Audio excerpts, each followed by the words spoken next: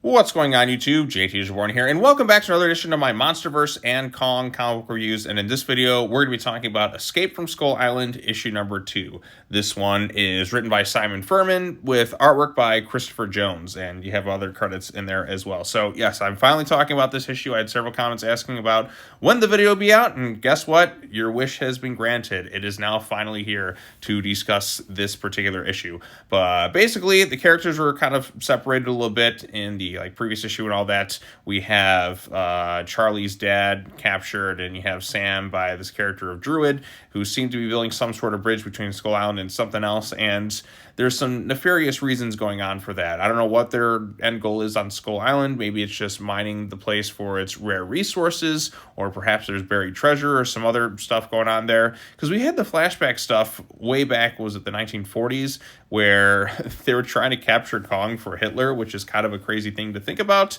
But they're trying to go down into basically the access point, looks like to Hollow Earth, or maybe it's Access Monday or something else entirely. I mean, the Monsterverse is showcasing all sorts of different realms at this point. But yeah, there's some stuff going on there. Kong has been dealing with some shit. You have a bunch of monsters coming up from the Hollow Earth that he's been trying to fight constantly as a result of Yuggoth. The main heroes in this storyline are looking to maybe set some charges and kind of close off the portal of sorts, or the access point where these creatures keep coming up from the depths too. So that's basically where we kind of left off in this thing. You see Kong is there fighting all sorts of various creatures. We see Annie there, and she's stubborn, kind of a go-getter, and she kind of disobeys like the orders of her mom. She's like, okay, I will go out this time.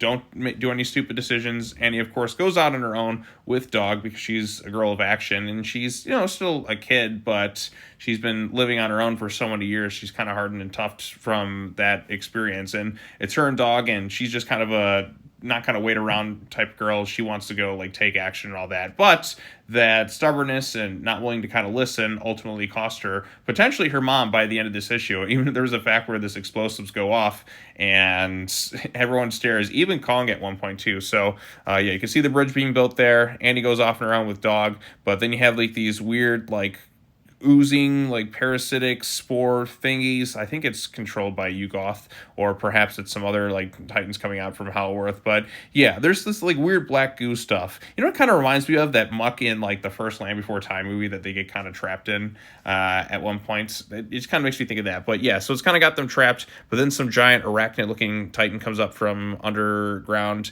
and Annie is just kind of upset at herself, and you see her kind of learning, maybe I shouldn't kind of take a step back here and there for once. But Charlie's kind of there to hug her and comfort her in that sense. Kaia's also oh, you have some strange courtship things going on between you and her. Is what do you mean courtship? So yeah, she's there's something going on between you two. Is it gonna lead to anything? He's wait, what?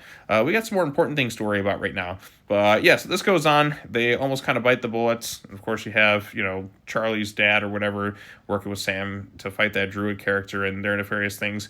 But then Annie's mom comes in, Irene, for the rescue, and then Kong shows up, starts fighting things. But Annie, of course, not really knowing what she's fully doing, just kind of jumped right into things without fully thinking things through, had accidentally set the charges a little bit early, and Irene tries to stop him, but then the explosive goes off, and she kind of falls into the pit, and even if Kong there is ready to cheer, yeah, I kicked this thing's ass. Oh, wait. Oh, that's not good.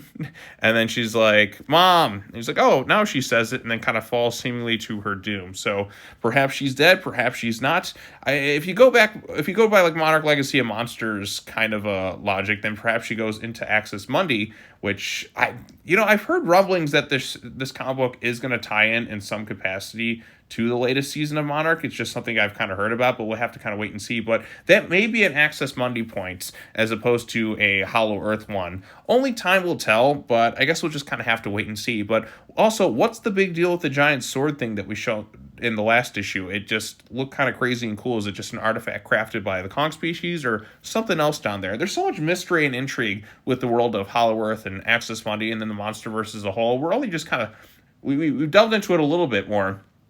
as the movies have progressed, but they keep kind of adding new elements to it. So I'm looking forward to seeing how that unfolds. And I'm also curious what's going on with this druid character and his group trying to build a bridge between these islands, and what's their main purpose there. Is it resources? Is it something else? Are they setting the stage for Apex? Is Monarch going to show up in this thing? This is a MonsterVerse comic book, and we don't really have any Monarch. We've had connections to the movies and all that, but still no Monarch. I'm keen to know if and when they're going to show up in this thing, or somebody has to at some point. I think this is set in the 90s, right? So this will be around the time, was it Aaron Brooks comes in? That's the Skull Island Birth of Kong, the son of Houston Brooks character that we've kind of showcased in the movies and into the comic book thing. So who knows? But yeah, so a little bit of more Titan action in there. I'm not sure what they gave the name of those spider arachnid looking things, but I mean, they had a different design than some of the other stuff we've seen with like the long legs or whatever those creatures are on Skull Island.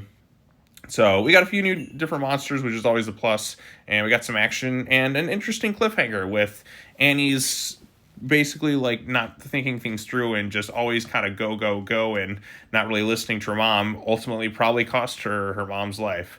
I don't think that's going to be the case. I think her mom will probably be okay. Maybe she'll be trapped in a realm underneath there or something, but I'd be keen to see what happens from there. Even Kong just kind of looks like, oh, what's going on there? So maybe she's dead, maybe she's not. Only time will tell. But perhaps this leads to Annie actually trying to like mature a little bit, because her mom was just there to try and bring her back and just be a parent because she lost all that time. So who knows? There's a chance for some interesting drama going on there, but we'll just have to wait and see. But anyways.